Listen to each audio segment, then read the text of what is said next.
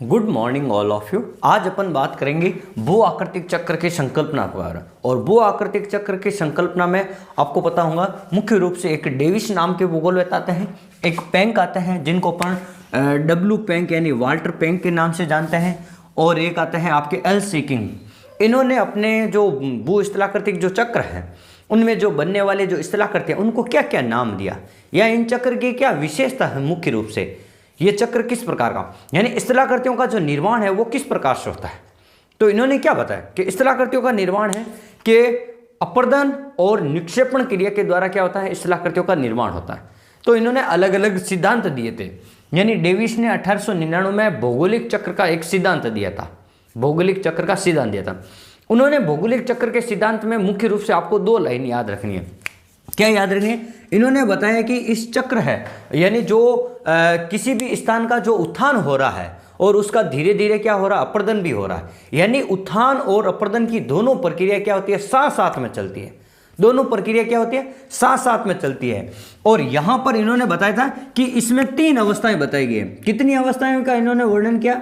इन्होंने डेविस ने अपने अपर्दन चक्र में 3 अवस्थाओं का वर्णन किया है। 3 अवस्था होती है, यानी एक युवा अवस्था होती है, एक प्रौढ़ावस्था होती है और एक वृद्धावस्था होती है। और इन्होंने जो चक्र का जो सिद्धांत है जिसको अपन कहते हैं नदी का सामान्य अपर्दन चक्र का सिद्धांत, यानी नदी के सिद्धांत को अपन डेविस का भौगोलिक चक्र के रूप में भी अपन मानते हैं। या जैसे पूछ ले नदी का सामान्य अपर्दन चक्र सिद्धांत किसने दिया था, तो आपको बताना डेविस ने दिया था।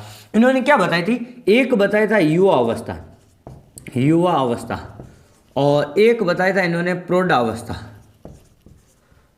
प्रौढ़ावस्था, और तीसरा बताया था इन्होंने वृद्धावस्था।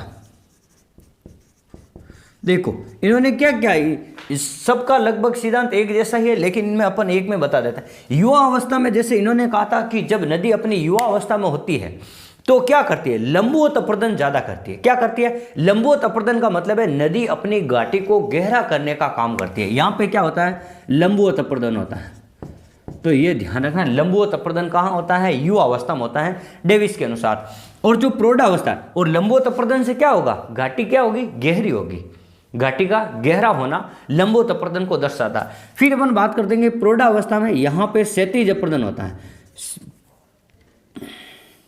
और क्षैतिज अपर्दन से क्या होगा, क्षैतिज अपर्दन से नदी की जो चौड़ाई है वो बढ़ती है। नदी की क्या होती है, चौड़ाई बढ़ती है, यानी पार्श्विक अपर्दन ज्यादा होगा क्षैतिज प्रक्रिया के द्वारा। तो यहाँ पे आपको ध्यान रखना है कि नदी की क्या होती है, चौड़ाई बढ़ती है। और यहाँ पे लगभग नदी क्या होती है, ये जब नदी जब वृद्धावस्था में आ जाती है तो नदी में पानी की कमी आ जाती है, नदी के वेग में कमी आ जाती है, और लगभग जो मैदानी भाग में ये नदी प्रवेश कर जाती है, और ये लगभग समुद्र के आसपास वाले क्षेत्र में सबसे अंतिम अवस्था में नदी जीर्ण शीर्ण हो जाती है, यानी उनमें शक्ति नहीं रहती है, वेग परिवहन करने की क्षमता कम हो जाती है, और इनमें अवसाद की मात्रा ज्यादा होती है। इसलिए ये जो वृद्धावस्था है यहाँ पे प्राकृतिक तटबंध और डेल्टा वगैरह यहाँ पे बनते हैं वृद्धावस्था में। यहाँ पे क्षैतिज लगभग नगण्य के बराबर होता है, लंबवत और क्षैतिज जो अपर्दन होता है वो लगभग नगण्य के बराबर होता है, इसलिए इसको अपन वृद्धावस्था जहाँ पे डेल्टा का निर्माण होता है। तो ये जो इन्होंने क्या कहा था, इन्होंने डेविस ने अपना जो सिद्धांत दिया था, उन्होंने 3 प्रकार की अवस्था बताई, युवावस्था, प्रौढ़ावस्था, वृद्धावस्था। युवा अवस्था में लंबवत अपर्दन से घाटी गहरी होती है, और प्रौढ़ावस्था में क्षैतिज अपर्दन से क्या होती है, नदी की चौड़ाई बढ़ती है। तो इन्होंने क्या किया था, इन्होंने 2 नाम दिए थे। जैसे इन्होंने नाम दिया था कि जो मैदान बन रहा है इस मैदान को इन्होंने क्या नाम दिया था, इस मैदान को इन्होंने, और यहाँ पे जो आपका अवशेष बच रहा है और इस अवशेष को क्या नाम दिया था, तो देखो इस अवशेष को नाम दिया था मोनोक,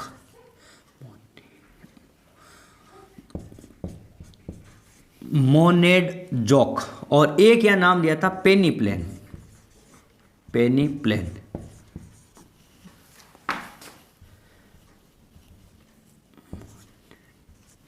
तो देखो यहां पे जो मैदान था, उन्होंने जो डेविस ने इन्होंने मैदान को क्या कहा था, पेनी प्लेन, यानी जो संप्राय मैदान है उसको पेनी प्लेन की संज्ञा दी। और यहां पर इन्होंने मोनाड नोक या मोनेड जोक कहीं पर लिखा आएगा, उन्होंने अवशेष जो टीले बच जाते हैं, मान लो अपर्दन होता गया, अपर्दन होता गया, और कुछ कठोर जो संरचना है वो टीलों के रूप में, द्वीप के रूप में जिसको, तो वो बच जाती है, उसको इन्होंने मोनेड नोक कहा शब्दावली में।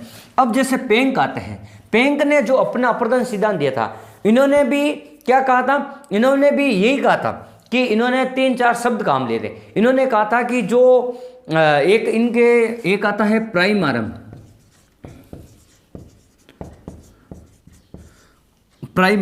तो प्राइमरम का मतलब क्या, यानी इन्होंने जो अपना अपर्दन चक्र जहां पे किया उस क्षेत्र को उन्होंने क्या का नाम दिया था, प्राइमरम नाम दिया था। और इन्होंने कहा था कि जो अपर्दन और उत्थान की जो प्रक्रिया है, तो इन्होंने कहा था कि पहले पूरा अपर्दन होगा और अपर्दन होने के बाद में फिर पहले पूरा क्या होगा, उत्थान होगा। यानी पहले उत्थान होगा, उत्थान पूरा होने के बाद में अपर्दन धीरे धीरे बाद में शुरू होगा। तो ऐसा तो हो ही नहीं सकता कि कोई चीज पहले बन रही हो उसके साथ साथ में अपर्दन नहीं होगा, होता रहता है।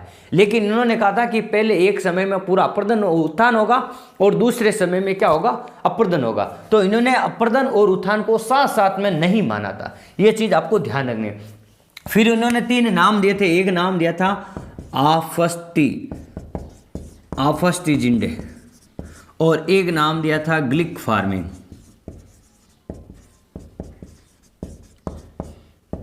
और एक नाम दिया था आबस्ती जिंडे।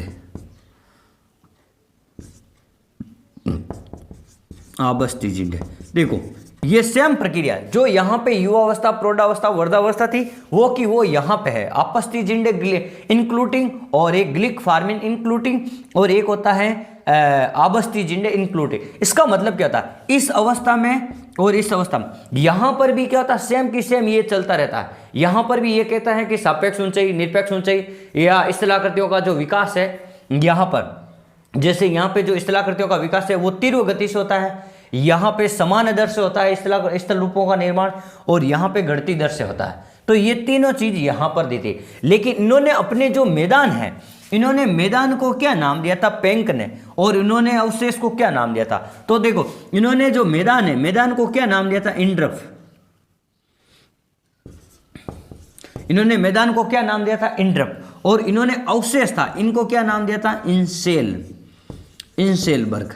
तो ये हो गया इनके द्वारा, यानी इनने एक प्राइमरम शब्द काम लिया था। इन्होंने दूसरी बात कही थी कि एक समय में केवल उत्थान होगा और दूसरे समय में अपर्दन होगा, यानी उत्थान और अपर्दन साथ साथ में नहीं चलते। तीसरी इन्होंने ग्लिक फार्मिंग, आपस्ती जिंडे और आबस्ती जिंडे, इन्होंने 3 प्रक्रिया काम ली थी। और उन्होंने यहाँ पे बताया था कि यहाँ पे स्थल रूपों का विकास तेजी से होता है, यहाँ पर स्थल रूपों का विकास समान दर से होता है और यहाँ पे स्थल रूपों का विकास लगभग धीरे होता है। और जो मैदान, इन्होंने जो स्थलाकृतियों से जो स्थल रूप बनेगा, तो जो समप्राय मैदान होगा, इन्होंने पेंक ने नाम दिया था, इंड्रप नाम दिया था।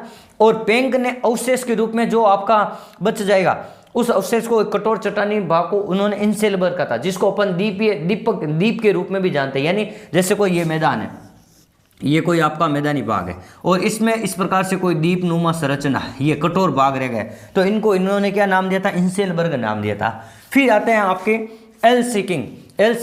ये सारे क्या है, ये इन्होंने क्या किया था, शुष्क वाले जो भाग है, उष्णकटिबंधीय शुष्क क्षेत्र, उन्होंने वहां पे उन्होंने प्रयोग किया था। तो इन्होंने भी, एल सीकिंग ने भी ये सेम की सेम प्रक्रिया को बताया था। लेकिन इन्होंने जो मैदान है, ये जो मैदान है और ये जो आपका अवशेष है, इनको अलग नाम दिया था। तो मैदान को इन्होंने कहा क्या था, पेडिमेंट। ये क्या नाम दिया था, इन्होंने पेडिमेंट नाम दिया था। और ये जो पूरा चक्र है, इनको इन्होंने नाम दिया था पेडिप्लेनेशन चक्र। इनको इन्होंने क्या नाम दिया था, पेडिप्लेनेशन चक्र। पेडिप्लेनेशन चक्र का मतलब क्या होता है, पेडिप्लेनेशन चक्र का मतलब यह होता है कि जहां कहीं पर भी, और ये तो हो गया पेडिमेंट, और जो शुष्क भाग है इनको इन्होंने नाम दिया था इंसेलबर्ग। तो ये चीज आपको ध्यान रखनी है कि पेडिप्लेनेशन चक्र क्या, जो ये पूरा जो चक्र है जहां पे स्थल रूपों का विकास होता है, युवावस्था, प्रौढ़ावस्था, वर्धावस्था, तो इसको पेडिप्लेनेशन चक्र कहते हैं। जो मैदान थे उन्होंने इनको पेडिप्लेन का, पेडिमेंट नहीं, पेडिप्लेन का था। प्लेन यानी मैदान होता, और कहीं आपको इंसेलबर्ग या कहीं आपको क्या मिलेंगे, पेडिमेंट मिलेंगे। तो ये चीज आपको ध्यान रखनी। ये जो इंसेलबर्ग है ये भी अवशेष के रूप में है, और इनको इन्होंने क्या कहा था, एल सीकिंग ने इनको पेडिमेंट कहा था। तो इंसेलबर्ग के देखो मैदान के डेविस ने अलग नाम बताया था, और अवशेष जो है, जो पहाड़ी नुमा संरचना है, उसको अलग नाम बताया था। क्या, पेनिप्लेन और मोनेडनोक, या इंड्रप और इंसेलबर्ग, या पेडिप्लेन और या पेडिमेंट। तो ये चीज़ आपको ध्यान रखनी है इन तीनों के बारे में। इन तीनों में मुख्य रूप से ये अंतर है जो आप आज हमने पढ़ा स्थल आकृतियों के रूप में। तो ये चीज़ आपको ध्यान होनी चाहिए, डेविस क्या कह रहा है, पेंक क्या कह रहा है और एल सिकिंग क्या कह रहा है। अगर हमारा वीडियो अच्छा लगा तो आप चैनल को सब्सक्राइब जरूर करें, तो आगे से जो वीडियो बनाए वो आपके पास जल्दी से जल्दी आपके पास पहुंच सके। और अपनी पढ़ाई को निरंतर जारी रखें, हंसते रहें, मुस्कुराते रहें। धन्यवाद।